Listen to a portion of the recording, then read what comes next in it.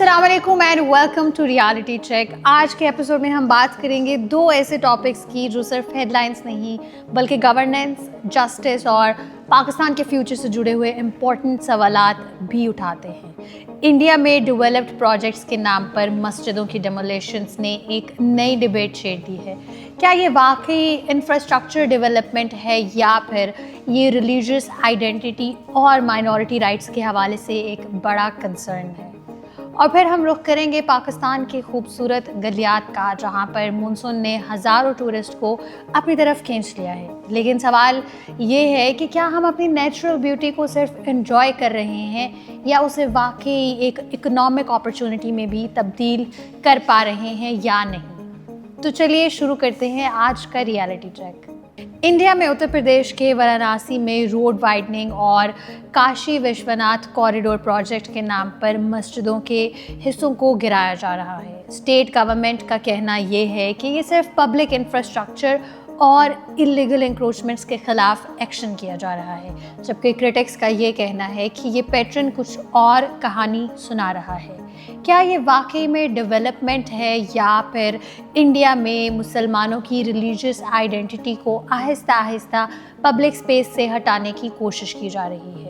वाराणसी के एरिया में local residents और मस्जिद के कमेटीज़ ने इलाहाबाद हाई कोर्ट से अपील की थी कि प्री 1947 रिलीजियस स्ट्रक्चर्स को प्लेसेस ऑफ वर्शिप एक्ट के तहत प्रोटेक्शन मिलनी चाहिए, लेकिन कोर्ट ने पिटिशन डिसमिस कर दी और ये कहा कि स्टेट पब्लिक पर्पस के लिए रिलीजियस प्रॉपर्टी को एक्वायर कर सकती है। इस फैसले के बाद अथॉरिटीज़ ने हेवी सिक्योरिटी के दरमियान इन मस्जिदों के स्ट्रक्चर्स के कुछ हिस्सों की डेमोलेशन शुरू की। और सिर्फ वाराणसी ही नहीं, पिछले चंद हफ्तों में संभलपुर, फतेहपुर और दूसरे इलाकों में भी मस्जिदों और मुसलमान लोगों की प्रॉपर्टीज़ के ख़िलाफ़ डेमोलिशन ड्राइव्स देखी गई हैं। अथॉरिटीज़ हर केस में इलीगल कंस्ट्रक्शन, इंक्रोचमेंट या फिर इंफ्रास्ट्रक्चर डेवलपमेंट का हवाला देती हैं, लेकिन साथ ही में ह्यूमन राइट्स ग्रुप और सिविल सोसाइटी ऑर्गेनाइजेशंस का ये कहना है कि ये एक्शंस एक ब्रॉडर पैटर्न का हिस्सा नज़र आते हैं, जिसमें मुस्लिम रिलीजियस साइट्स को डिस्प्रपोर्शनेट तौर पर टारगेट किया जा रहा है। किसी भी मुल्क में अगर पब्लिक इंफ्रास्ट्रक्चर के लिए लैंड एक्विजिशन की ज़रूरत हो तो लॉ उस मैकेनिज़्म को प्रोवाइड करता है, लेकिन डेमोक्रेसी सिर्फ लीगैलिटी का नाम नहीं। It's about fairness, it's about transparency, it's about equal treatment, और ये सब चीज़ें उतनी ही इम्पॉर्टेंट होती हैं। क्रिटिक्स ये सवाल भी उठाते हैं कि अगर इलीगल कंस्ट्रक्शंस तमाम कम्युनिटीज़ में मौजूद हैं तो फिर डेमोलिशन ड्राइव्स का फोकस बार बार मुस्लिम रिलीजियस स्ट्रक्चर्स पर ही क्यों नज़र आता है। क्या लॉ सबके लिए इक्वली अप्लाई हो रहा है या फिर लॉ की सिलेक्टिव इन्फोर्समेंट की जा रही है और उसके परसेप्शन को मजबूत किया जा रहा है। इंटरनेशनल ह्यूमन राइट्स ऑर्गेनाइजेशंस भी इस बात पर कंसर्न्स को एक्सप्रेस करती हैं कि इंडिया में रिलीजियस माइनॉरिटीज़ के राइट्स और प्लेसेस ऑफ वर्शिप की प्रोटेक्शन के हवाले से सीरियस सवालात जन्म ले रहे हैं, जबकि इंडियन गवर्नमेंट इन तमाम एलिगेशंस को रिजेक्ट करती है और ये इंसिस्ट करती है कि hर एक्शन कोर्ट ऑर्डर्स और लीगल प्रोसीजर्स के मुताबिक हो रहा है। लेकिन जब एक ही कम्युनिटी रिपीटेडली ऐसे एक्शंस का मरकज़ बार बार बनने लगे तो वहाँ पर पब्लिक कॉन्फिडेंस और कम्यूनल हार्मनी दोनों मुतासर होते हैं। मस्जिद सिर्फ इबादत की जगह नहीं होती, वो हिस्ट्री, कल्चर, कम्युनिटी, आइडेंटिटी, इस सब का हिस्सा भी होती है। जब रिलीजियस हेरिटेज को डेवलपमेंट प्रोजेक्ट्स के साथ कोलाइड करे तो स्टेट की जिम्मेदारी है कि सिर्फ रोड्स ना बनाए बल्कि हर कम्युनिटी के कॉन्स्टिट्यूशनल राइट्स और रिलीजियस फ्रीडम्स, उन दोनों का तहफ़्फ़ुज़ करना भी ज़रूरी होता है। डेवलपमेंट और रूल ऑफ लॉ तो ज़रूरी हैं, लेकिन अगर उनकी इम्प्लीमेंटेशन एक ऐसा एक्सप्रेशन दे कि पर्टिकुलरली एक कम्युनिटी ज़्यादा इफ़ेक्ट हो रही है तो फिर डिबेट सिर्फ कंस्ट्रक्शन की नहीं रहती बल्कि डिबेट जस्टिस और इक्वलिटी की भी बन जाती है। असल सवाल ये है कि इंडिया वाकई डेवलपमेंट के नाम पर सबके साथ इक्वालिटी कर रहा है या फिर बुलडोजर्स ग्रेजुअली एक पॉलिटिकल और सिंबॉलिक टूल बनते जा रहे हैं जो माइनॉरिटी कम्युनिटी के ट्रस्ट को मज़ीद कमज़ोर कर रहे हैं। पाकिस्तान की नेचुरल ब्यूटी का जब भी जिक्र होता है तो गलियात का नाम ज़रूर आता है और इस हफ्ते प्री मानसून रेन्स ने नथिया गली और अयूबिया को एक बार फिर से पोस्ट कार्ड जैसा मंजर बना दिया है। बारिश, बादल, हरियाली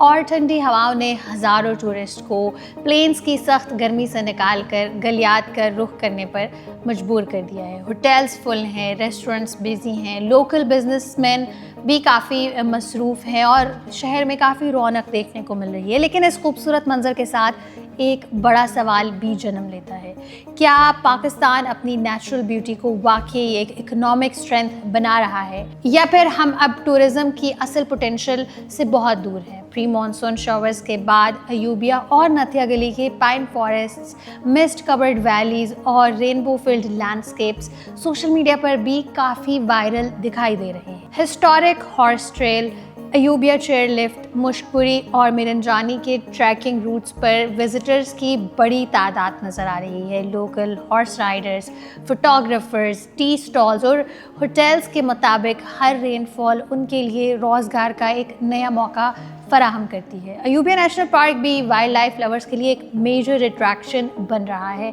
जहां 200 से ज़ायद बर्ड स्पीशीज़, मंकीज़, फॉक्सेस और कॉमन लेपर्ड जैसे वाइल्ड लाइफ मौजूद हैं। टूरिज़्म सिर्फ तस्वीरें और वेकेशंस का नाम नहीं है, दुनिया के कई मुल्कों की इकॉनमी का एक बहुत बड़ा हिस्सा टूरिज़्म से चलता है।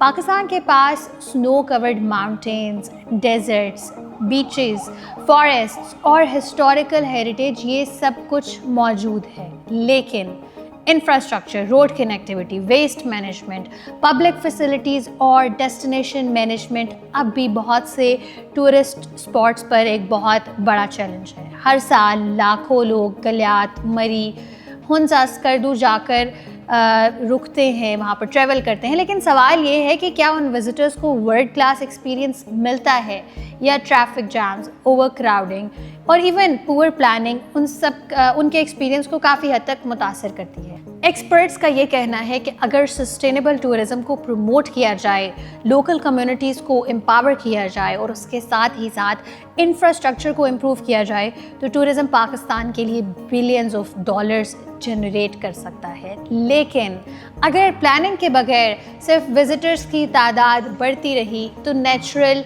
एनवायरमेंटल और इकोलॉजिकल बैलेंस को भी नुकसान पहुंच सकता है। पाकिस्तान इकोनॉमिक चैलेंजेस का सामना कर रहा है, ऐसे में टूरिज़्म एक ऐसा सेक्टर हो सकता है जो फॉरेन एक्सचेंज भी लाए और उसके साथ ही साथ लोकल एम्प्लॉयमेंट भी क्रिएट करे, जिससे पाकिस्तान का सॉफ्ट इमेज मज़ीद बेहतर होगा।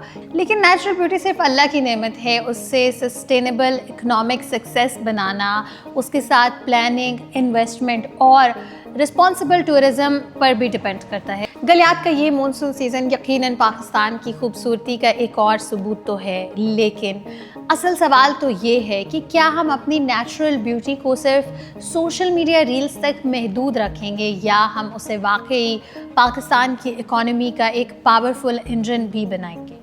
आज के एपिसोड में हमने बिल्कुल दो मुख्तलिफ लेकिन इक्वली इम्पॉर्टेंट रियलिटीज़ को समझने की कोशिश की। एक तरफ डेवलपमेंट और लॉ इन्फोर्समेंट के नाम पर रिलीजियस फ्रीडम, इक्वलिटी और माइनॉरिटी राइट्स से जुड़े सवालात खड़े हुए, और दूसरी तरफ पाकिस्तान की बेमिसाल नेचुरल ब्यूटी ने हमें ये याद दिलाया कि अगर सही प्लानिंग और इन्वेस्टमेंट हो तो टूरिज़्म सिर्फ एक सीज़न में नहीं बल्कि मुल्क की इकॉनमी का एक पावरफुल पिलर बन सकता है। हर डेवलपमेंट सिर्फ प्रोजेक्ट्स, बिल्डिंग्स और रोड्स का नाम नहीं होता और हर नेचुरल रिसोर्स सिर्फ खूबसूरती तक महदूद नहीं होता। असल फ़र्क इस बात से पड़ता है कि हम अपनी प्रायोरिटीज़ को किस तरह सेट करते हैं और अपने रिसोर्सेज को किस नज़रिए से इस्तेमाल करते हैं। I am Ramna Said signing off from Reality Check, where facts cut through the noise. Catch you in the next episode. Thank you.